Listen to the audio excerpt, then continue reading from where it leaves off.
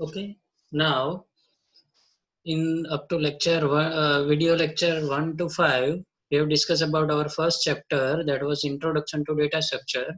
Now we are going to start our unit number 2.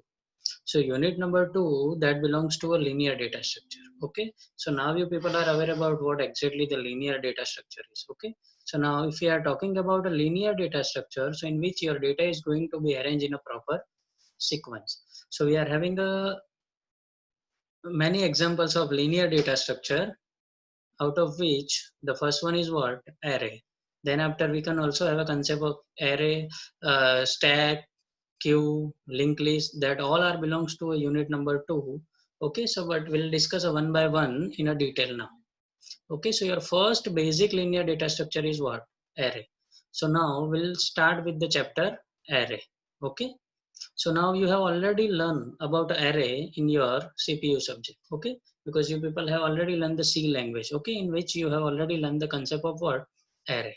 But now here we'll also discuss everything, okay? So it will be one kind of revision for you people, okay, what exactly the array is, correct?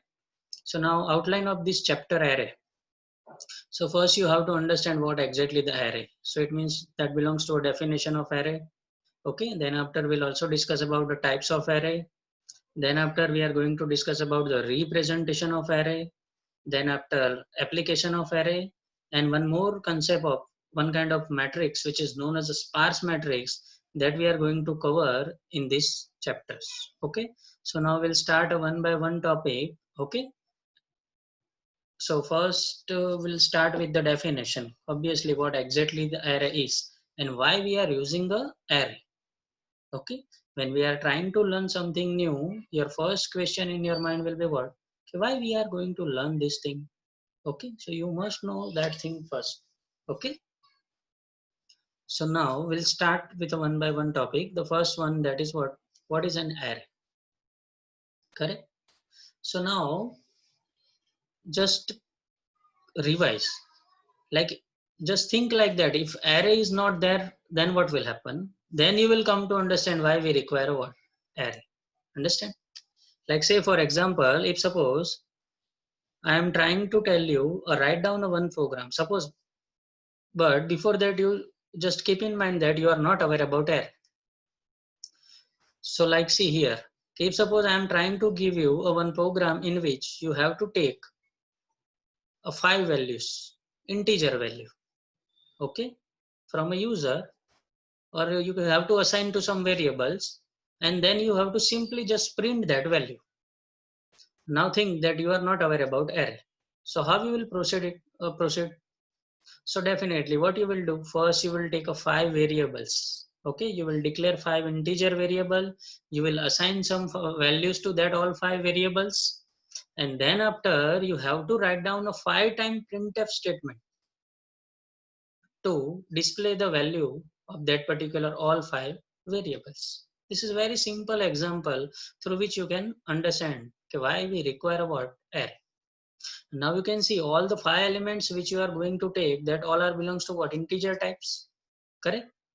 So now here, if we are not aware about the array, then we'll have to go with that way only, correct? We'll have to take 5 variables and assign the value that all 5 variables, and then after you will write down 5 times printf, like printf a, printf b, printf c, printf d, printf e, correct?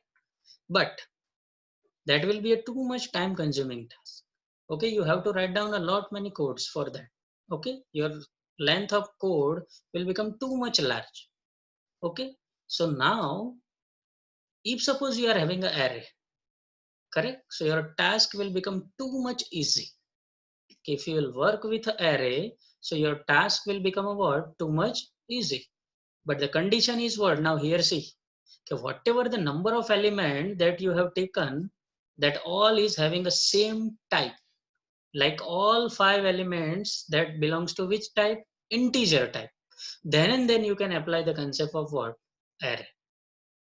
If so one is number, one is string, so at that time it will become too much complex, because it will not support all the data types at the same time, correct?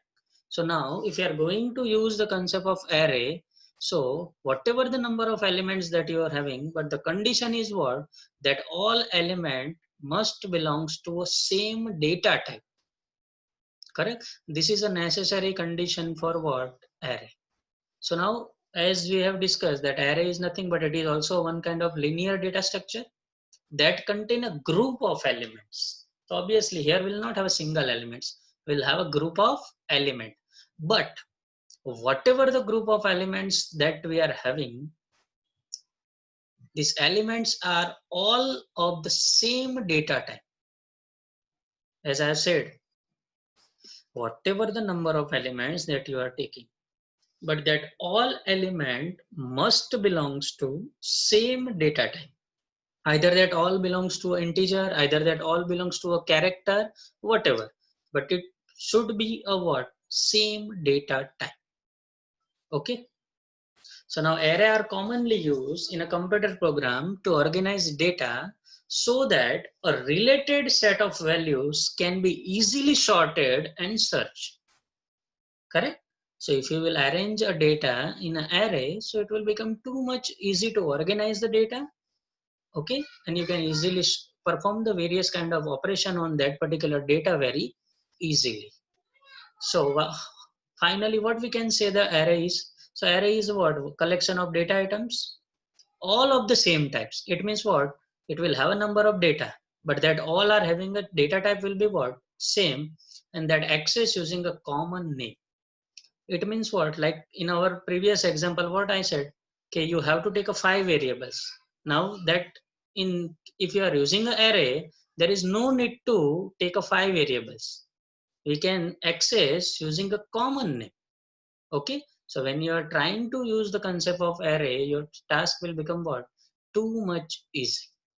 Correct? So this is why we are going to use the concept of what? Array. Okay. So now if we are talking about the types of array, okay, so we are having basically one dimensional array, two dimensional, or a multi-dimensional array. Correct? So we are having lot many types. Okay, so we'll have to discuss each and every one in a detail. Okay, even though you all know, but this is just kind of revision. Okay, so by using this you can understand very easily. Okay, so the first type is what? One dimensional. Okay, the first case is what? One dimensional. Now as it indicates, now you people are aware about the term dimension. We can have a one dimension, two dimension, three dimension, correct? Or we can also have a more than three dimension. So it will be, if you are considering a two dimensional, so we can also consider it as a multi-dimensional. Okay. So now an array which store its element into a single row is called what? One dimensional array. Correct? So now in this case, we are going to store the elements in a one single row. And that is why it is known as a what? One dimensional array. Okay. So now when you are trying to use the concept of array, so definitely in a program, before using that array, you must have to declare that array. Correct? So now this is the syntax for declaring an array. See here. When you are trying to declare an array, you must have to specify the data type it belongs. Okay, like here, the syntax is what? First, you have to write down the data types, then array name. You can give your own name, correct?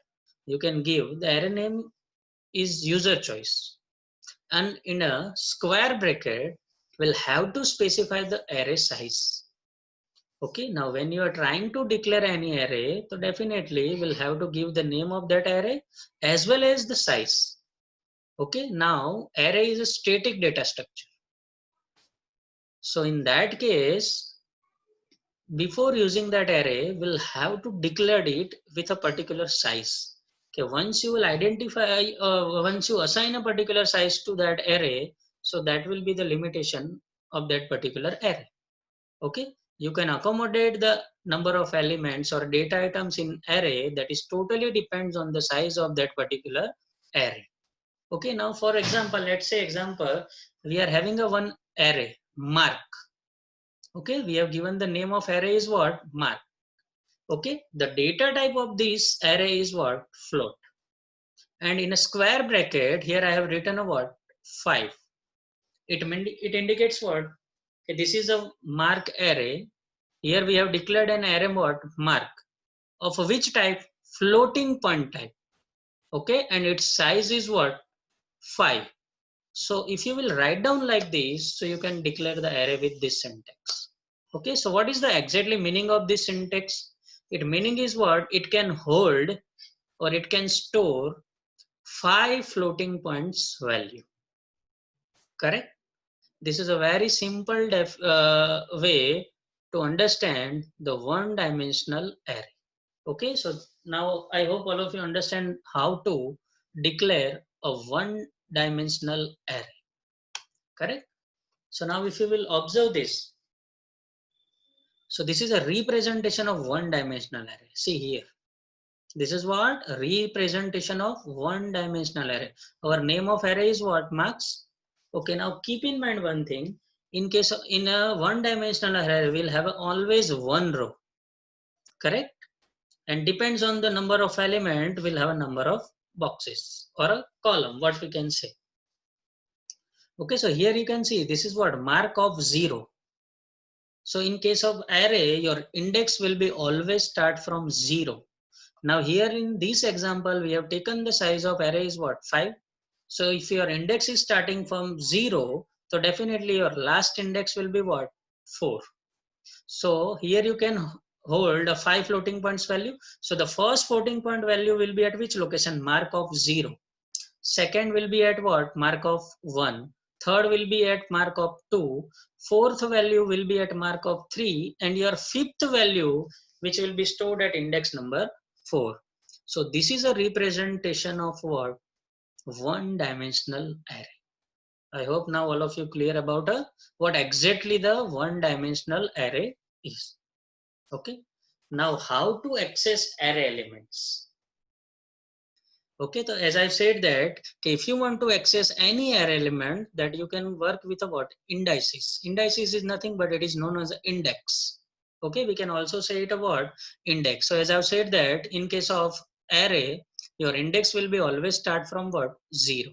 Suppose you have declared an array mark. Okay, in a previous example we have taken an array what? Mark. So the first element is at what? Which location? Mark of 0. The second element will be at which location? Mark of 1 and so on. So array have 0 as the first index, not 1. Keep in mind this. Okay, in case of array, your index will be always start from what? 0. So in our example, mark of 0 is the first element. Now in a general term, if your size of an array is what? N. It indicates what? Your array can accommodate how many elements? N numbers of. So now to access the last element, obviously, if you are having total n elements, the first element will be at 0 index. So at which index your last element will be there? So obviously, if you are having n elements, so whatever the number of elements you are having, just subtract 1 from it. So that will be a location of that particular elements. So now here in this case, if suppose we are having n elements, so the index will be what? N minus 1. So now in our example, the size of array was what? 5, correct? So now the last index will be what? 4, correct? So the index of a last element will be what? 4. Now similar way, whatever the elements that you are going to store in an array, so obviously it will be stored in a what? Memory, and that will be a what? Your primary memory. Primary memory is nothing but that is what? RAM. And if you are trying to store anything inside a RAM, so definitely it will have some address, correct?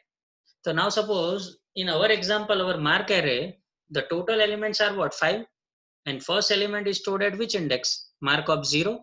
Now suppose we are assuming that the starting address of mark 0 is, suppose this is a general explanation. Okay, like here we are taking one example, like mark 0 is at which location in memory? 2120, suppose that we are assuming. Okay, it is not like that, but this is just one kind of assumption.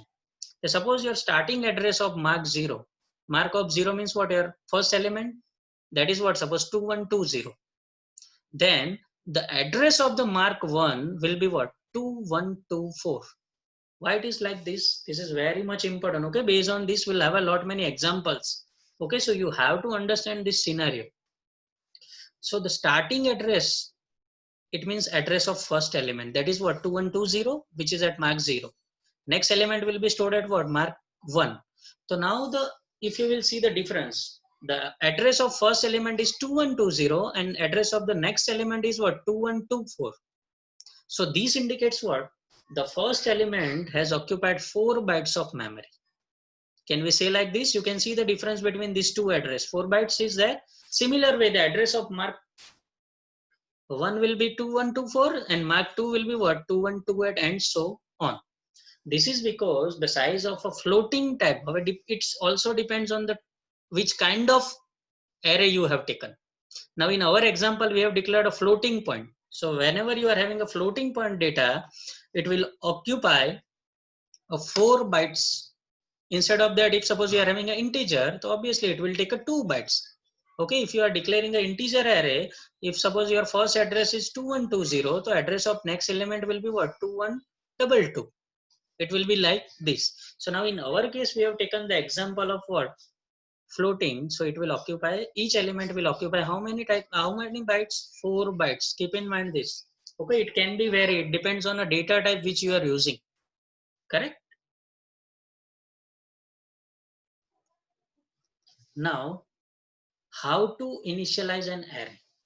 So there are a lot many ways, like you can take it the value from a user side, and if you are not interested to take it from a user side, you can explicitly define when you are trying to declare a word array. It is possible to initialize an array during a word declaration. Like say for example here in this, we have taken one example of array mark. The size of array is what, 5, but now I have changed the types. Now instead of float, I'm here I'm taking the types of array is what, integer. So total number of maximum element it can accommodate is what, 5. So I have already predefined assigned value. Like first element is 19, second is 10, third is 8, fourth is 17, fifth is what, 9. So obviously the index will be look like this. Mark 0, at mark 0 will have a 19 element. Mark 1, 10, mark 2, 8, mark 3, 17, and mark 4, 9. Correct? So this is a way by which you can initialize an array. But it might be possible, it is not compulsory to initialize at the time of declaration. You can take the value from a user side also. Okay, so that will be a concept of what? Input and output. Correct? That will be a case of what? Input and output. So now how you can take the input and how you can put the output of array elements. Okay, so now in a C language, we are having a one inbuilt function that is scanf. Okay, if you are having an integer array, so you can use %d. If you are taking a floating point array, so you can use a word %f. Now, when you want to take a data, take an input from a user and store it in array element, so this is the syntax. If you will write down like this, scanf %d ampersand mark of 2. It means what? It will take the value from a user and it will store at which location? Mark of 2. It means what? This is about what? 8. If you will write down like this, scanf %d ampersand mark of I minus 1. So it will take the input and store it in the which element? Ith element. Correct? This is the syntax for taking a input from a what? User. Similar way, here how you can print an individual elements. So for that we are having an inbuilt function in a C, that is printf. If I will write down like this, printf %d mark of 0. So definitely it will print the first element of array. If I will write down like printf %d mark of 2, so it will print the third element of array. Here see, we are having an index 2. So at index 2 we'll have a third element, because at index 0 we are having first element. Okay, so this is the syntax for input and output in a one-dimensional array.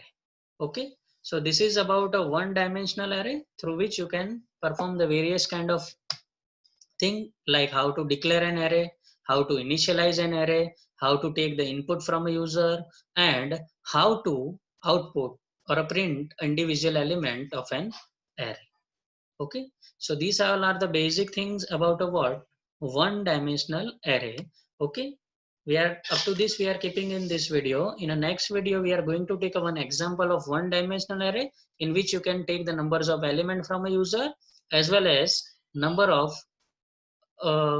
elements that you can print from a particular array. Okay, so that we will discuss in a next video. Okay, so this video basically we have prepared for which data structure? Array. Okay, we'll continue in a next video.